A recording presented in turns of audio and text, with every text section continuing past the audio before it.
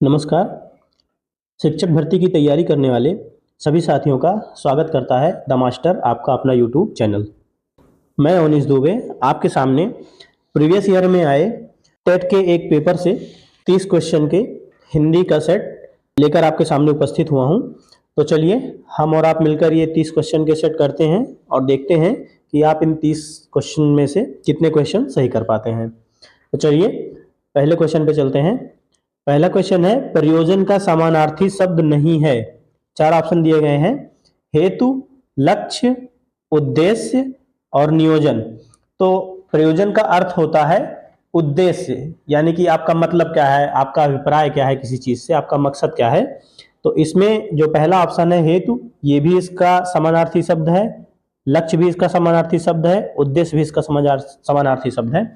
Option चौथा जो है नियोजन, आपका सही उत्तर होगा नियोजन। चलिए अगले प्रश्न पे चलते हैं। अगला प्रश्न है, ऋजु का विलोम शब्द है। हम सभी ने मैथ में ऋजु कोण पढ़ रखा है। अगर आपको पता होगा तो ऋजु कोण 180 डिग्री के कोण को कहते हैं, जो कि एकदम सीधा होता है। तो इसका विलोम शब्द होगा पहले ए त्रिकोण, दूसरा ऑप्शन है बी सरल, तीसरा ऑप्शन है सीधा और चौथा ऑप्शन है वक्र। तो इसका जो सही ऑप्शन होगा वो क्या होगा, चौथा ऑप्शन डी वक्र। ऋजु का विलोम शब्द वक्र होता है। चलिए अगले प्रश्न पे चलते हैं। अगला प्रश्न है, निम्न विकल्पों में किसमें विशेषण का प्रयोग अशुद्ध है। आपको बताना है कि ये 4 विकल्पों में से किसमें विशेषण का प्रयोग अशुद्ध है, मतलब गलत किया गया है। पहला ऑप्शन है वह सुंदर लड़का है। वह सुंदर लड़का है, यहाँ पे लड़के की विशेषता बताई गई है कि वो सुंदर है, तो यहाँ पे विशेषण का प्रयोग सही किया गया है। मीठा आम, आम की विशेषता बताई गई है कि वो मीठा है। तीसरा ऑप्शन है काला कौवा, काला कौवे की विशेषता बताई गई है कि वो काला है। चौथा ऑप्शन है वह नौकर। तो ऑप्शन डी जो होगा वो आपका सही ऑप्शन होगा इसमें से, क्योंकि इसमें विशेषण का प्रयोग अशुद्ध है। चलिए अगले प्रश्न पे चलते हैं।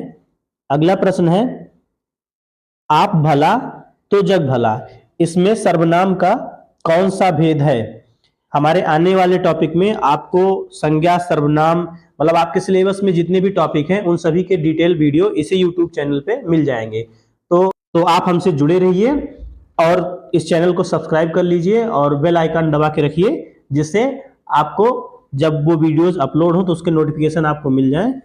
चलिए तब तक इस प्रश्न को हम सॉल्व करते हैं। तो प्रश्न क्या था, आप भला तो जग भला, इसमें सर्वनाम का कौन सा भेद है। 4 ऑप्शन आपको दिए गए हैं। पहला है निजवाचक, दूसरा है पुरुषवाचक, तीसरा है अनिश्चयवाचक और चौथा है संबंधवाचक। तो इस प्रश्न का सही उत्तर होगा ए निजवाचक, इसमें निजवाचक सर्वनाम है। चलिए अगले प्रश्न पे चलते हैं। अगला प्रश्न है, निम्नलिखित में से कौन सा शब्द पुल्लिंग है। 4 ऑप्शन आपको दिए गए हैं। पहला ऑप्शन है ए कढ़ी, दूसरा ऑप्शन है बी चील, तीसरा ऑप्शन है संतान, चौथा ऑप्शन है सरसों। तो इसका जो सही उत्तर होगा वो होगा चील। चील जो है वो आपका पुल्लिंग शब्द है। चलिए अगले प्रश्न पे चलते हैं। अगला प्रश्न है, डॉक्टर हरिवंश राय बच्चन की रचनाओं का सही प्रकाशन क्रम है। मतलब आपको बताना है कि हरिवंश राय बच्चन की जो ऑप्शन में दी गई हैं रचनाएं, उनका प्रकाशन का सही क्रम क्या है, मतलब सबसे पहले कौन सी आई है, उसके बाद कौन सी आई है, उसके बाद कौन सी आई है। पहला ऑप्शन है मधुशाला, उसके बाद मधुबाला, मधुकलश, निशा निमंत्रण। देखिए ये 4 रचनाएं हैं, इन्हीं 4 रचनाओं को आगे पीछे करके इन 4 ऑप्शन में लिखा गया है। तो इसमें जो सही ऑप्शन होगा वो है ए मधुशाला, मधुबाला, मधुकलश, निशा निमंत्रण, ये इनका सही क्रम है। मधुशाला जो आपकी आई थी वो आई थी 1935 में, फिर मधुबाला उसके 1 साल बाद 1936 में, फिर मधुकलश 1937 में और निशा निमंत्रण 1938 में। तो इसका जो ऑप्शन ए है वो सही ऑप्शन होगा। चलिए अगले प्रश्न पे चलते हैं। अगला प्रश्न जो है उसको हमें सुमेल कीजिए, मतलब मिलान करके लिखना है। इसमें जो है पहला दिया गया है हिंदी साहित्य सम्मेलन, उसके सामने लिख दिया गया है 1910। दूसरा लिखा गया है काशी नागरी प्रचारणी सभा, उसके सामने लिखा गया है 1893। और तीसरा है राष्ट्रभाषा प्रचार समिति वर्धा, इसके सामने लिखा गया है सी 1918। देखिए नीचे आपको 4 ऑप्शन दिए गए हैं और कह रहा है कि सही युग्म कौन सा है। पहला है, पहले को ए से मिलाया गया है, दूसरे को बी से, तीसरे को सी से। देखिए इसमें जो सही ऑप्शन होगा वो होगा ऑप्शन ए, लेकिन यहां पर थोड़ी सी दिक्कत है। देखिए हिंदी साहित्य सम्मेलन जो है वो 1910 में हुआ था, काशी नागरी प्रचारणी सभा 1893। लेकिन ये जो तीसरा ऑप्शन दिया गया है, ये जो तीसरा लिखा गया है राष्ट्रभाषा प्रचार समिति वर्धा, ये यहाँ पे गलत लिखा गया है। यहाँ पे ये 1918 नहीं 1936 होगा। ठीक है, तो इसका जो पहला ऑप्शन होगा ये सही होगा, तीसरे का सी, लेकिन सी जो आपका लिखा गया है 1918, ये यहाँ पे 1936 होना चाहिए। चलिए अगले प्रश्न पे चलते हैं। अगला प्रश्न है, तुलसीदास काव्यकृत के रचयिता हैं। 4 ऑप्शन आपको दिए गए हैं। ए जयशंकर प्रसाद, बी सूरदास, सी सूर्यकांत त्रिपाठी निराला और डी भवानी प्रसाद मिश्र। देखिए इसका सही ऑप्शन जो है वो है ऑप्शन सी सूर्यकांत त्रिपाठी निराला। देखिए सूर्यकांत त्रिपाठी निराला की 1-2 रचनाएं और हैं, जैसे कुकुरमुत्ता, नए पत्ते, अप्सरा, ये सारी रचनाएं सूर्यकांत त्रिपाठी निराला की है। ये किसी न किसी परीक्षा में पूछी जरूर जाती हैं, तो इसको आप याद रखिएगा। चलिए अगले प्रश्न पे चलते हैं। अगला प्रश्न है, अन्या से अनन्या आत्मकथा है। देखिए 4 ऑप्शन आपको दिए गए हैं। मन्नू भंडारी की, बी प्रभा खेतान की, सी महादेवी वर्मा की, डी अमृता प्रीतम की। तो अन्या से अनन्या ये रचना है प्रभा खेतान की, तो ऑप्शन बी आपका सही होगा। देखिए ये 2007 में आई थी। ये इनकी एक विवादास्पद आत्मकथा है, इन्होंने इसमें अपने बारे में बताया है, उसमें बहुत सारे विवाद हुए थे, तो इसको याद रखिएगा। अगला प्रश्न है, प्रभु जी तुम चंदन हम पानी किस संत का पद है। तो ये सबको पता है, ये रैदास जी का पद है, तो इसमें ऑप्शन सी जो होगा वो सही होगा, रैदास। चलिए अगले प्रश्न पे चलते हैं। अगला प्रश्न है, राम आम खाता है, यह किस वाच्य का उदाहरण है। ऑप्शन ए कृतवाच्य, ऑप्शन बी कर्मवाच्य, ऑप्शन सी भाववाच्य और ऑप्शन डी लकारवाच्य। इसमें सही ऑप्शन होगा कृतवाच्य। राम आम खाता है, यह कृतवाच्य का उदाहरण है, क्योंकि खाने का जो असर है वो किस पे पड़ रहा है, आम पे पड़ रहा है, इसलिए ये कृतवाच्य का उदाहरण है। जैसे कि मैं आपको पहले भी बता चुका हूं, ये जितने भी टॉपिक हैं इन सब की डिटेल वीडियो आपको इस चैनल पे मिल जाएगी, तो आप इस चैनल द मास्टर को सब्सक्राइब कर लीजिए और बेल आइकन दबा लीजिए, ताकि जब वो वीडियो चैनल पे अपलोड हो तो आपको उसके नोटिफिकेशन मिल जाए और आप उनको देख सकें। चलिए अगले प्रश्न पे चलते हैं। अगला प्रश्न है, रहीमन पानी राखिए बिन पानी सब सून, इसमें कौन सा अलंकार है। 4 ऑप्शन आपको दिए गए हैं। पहला है रूपक, दूसरा श्लेष, तीसरा अनुप्रास और चौथा यमक। तो इसमें जो सही ऑप्शन है वो होगा श्लेष अलंकार। इसमें श्लेष अलंकार है। देखिए श्लेष का अर्थ होता है चिपका हुआ, मतलब कि जब एक से ज्यादा, मतलब एक ही शब्द एक से ज्यादा बार आए लेकिन उसके अर्थ जो हों वो अलग अलग हों, पे श्लेष अलंकार होगा। चलिए अगले प्रश्न पे चलते हैं। निम्नलिखित में से शुद्ध शब्द है। ए अंगना, बी अंगना। देखिए इसको आपको देखकर बताना है। इसमें जो सही लिखा हुआ है वो है ऑप्शन डी अंगना। आ ऊपर अंग की बिंदी है, गा और ना पे बड़ा की मात्रा। ध्यान रखिएगा, ये बहुत कंफ्यूजिंग क्वेश्चन है, तो इसमें ऑप्शन डी सही होगा। चलिए अगले प्रश्न पे चलते हैं। अगला प्रश्न है, शुद्ध वर्तनी वाला शब्द कौन सा है। देखिए सब में सन्निधि लिखा हुआ है, थोड़ा सा उच्चारण का फर्क है। एक में पहला ऑप्शन है सन्निधि, बी ऑप्शन सन्निधि, फिर सी ऑप्शन है सनिधि और डी ऑप्शन है सनिधि। देखिए इसमें ऑप्शन ए जो है सन्निधि, ये सही शब्द है, इसकी वर्तनी सही है। तो ऑप्शन ए आपका जो होगा वो सही ऑप्शन होगा। चलिए अगले प्रश्न पे चलते हैं। अगला प्रश्न है, अर्चना शब्द में कौन सा समास है? अर्चना शब्द में कौन सा समास है? चार ऑप्शन आपको दिए गए हैं। पहला ऑप्शन है कर्मधारय, दूसरा ऑप्शन है अव्ययी भाव, तीसरा ऑप्शन है तत्पुरुष और चौथा ऑप्शन है बहुब्रीहि समास। तो इसमें जो सही ऑप्शन है वो है आपका सी ऑप्शन, तत्पुरुष समास। अर्चना शब्द में तत्पुरुष समास है। चलिए अगले प्रश्न पे चलते हैं। अगला प्रश्न है, सद्गत शब्द में कौन सा उपसर्ग है? आपको उपसर्ग बताना है। पहला ऑप्शन है सु, दूसरा ऑप्शन है सन, तीसरा ऑप्शन है सा और चौथा ऑप्शन है सद। तो जैसा कि देखने से ही पता चल रहा है, इसमें ऑप्शन चौथा यानी कि सद सही ऑप्शन होगा। चलिए अगले प्रश्न पे चलते हैं। अगला प्रश्न है, हंसना किस प्रकार की क्रिया है? पहला ऑप्शन है सकर्मक, दूसरा ऑप्शन है अकर्मक, तीसरा ऑप्शन है भाववाचक और चौथा ऑप्शन है संयुक्त। तो हंसना जो है वो एक अकर्मक क्रिया है, मतलब हंसने के लिए हमें किसी कर्म की जरूरत नहीं होती है। कोई इंसान होगा जो हंसता है, मतलब ये कर्ता पे डिपेंड करता है, इस क्रिया है, इसमें कर्म की जरूरत नहीं होती है। तो ऑप्शन बी इसका सही ऑप्शन है, हंसना एक अकर्मक क्रिया है। चलिए अगला प्रश्न, रामायण के रचयिता हैं।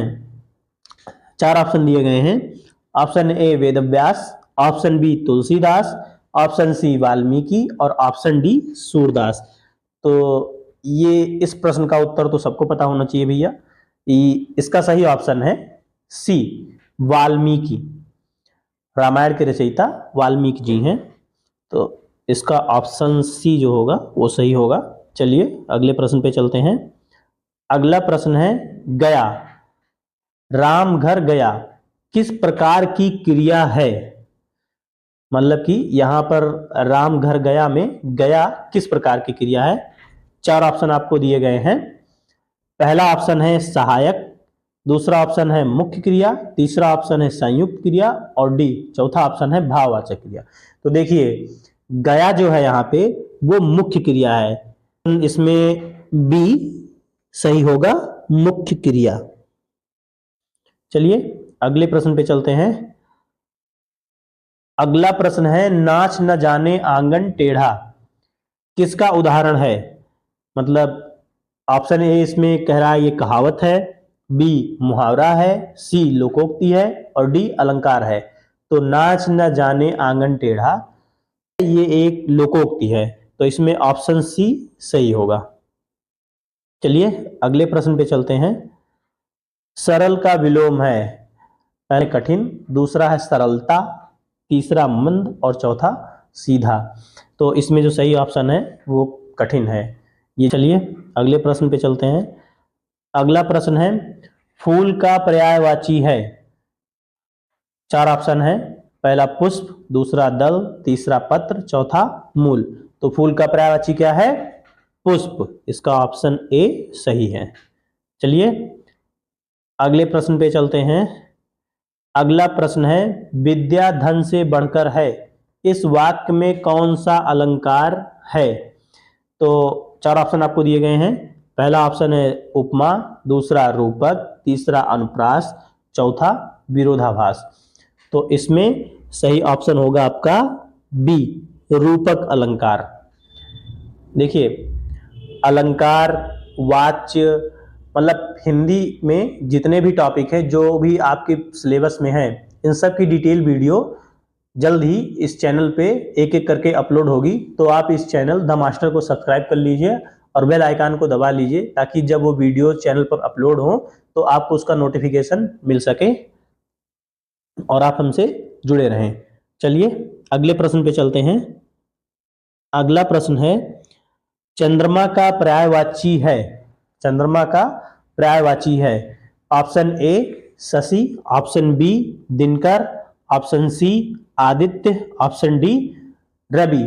तो चंद्रमा का पर्यायवाची क्या है भैया? शशि। चंद्रा का इसमें ऑप्शन ए सही होगा, शशि। चलिए अगले प्रश्न पे चलते हैं। अगला प्रश्न है खाना पकाना किस प्रकार की क्रिया है?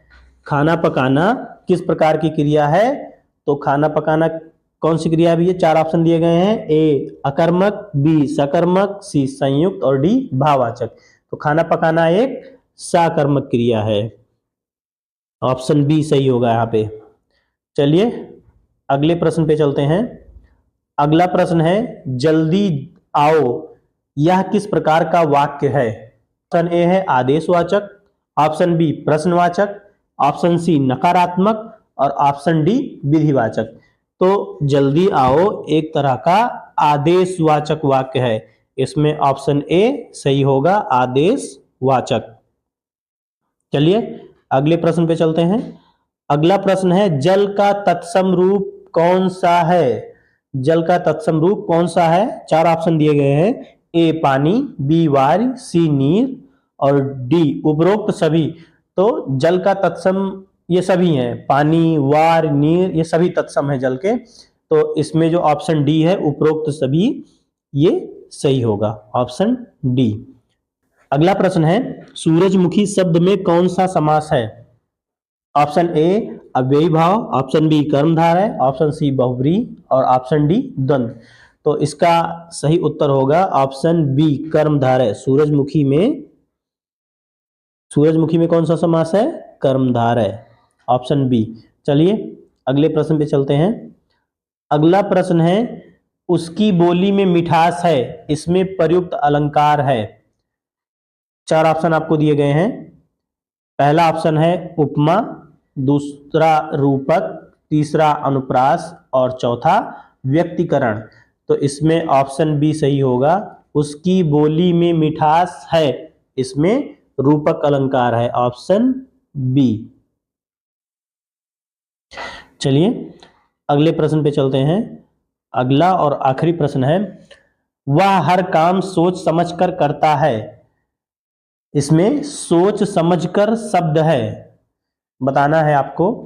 पहला है ये क्रिया है, दूसरा संज्ञा है, तीसरा ऑप्शन है क्रिया विशेषण है और चौथा विशेषण है। देखिए इसमें सही ऑप्शन जो है वो है ऑप्शन सी क्रिया विशेषण। तो क्रिया विशेषण किसे कहते हैं?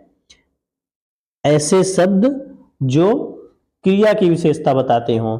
जैसे तो काम को करने की विशेषता क्या है कि वो उसे सोच समझकर कर रहा है, इसीलिए इसमें ऑप्शन सी सही होगा, क्रिया विशेषण। तो आपने ये 30 प्रश्न मेरे साथ मिलकर किए होंगे। अब आपके जितने प्रश्न सही हुए हैं, जितने गलत हुए हैं, वो कमेंट बॉक्स में हमें बताइए। वीडियो अच्छी लगी हो तो वीडियो को लाइक कीजिए, चैनल को सब्सक्राइब कीजिए। मिलते हैं अगली वीडियो में। नमस्कार।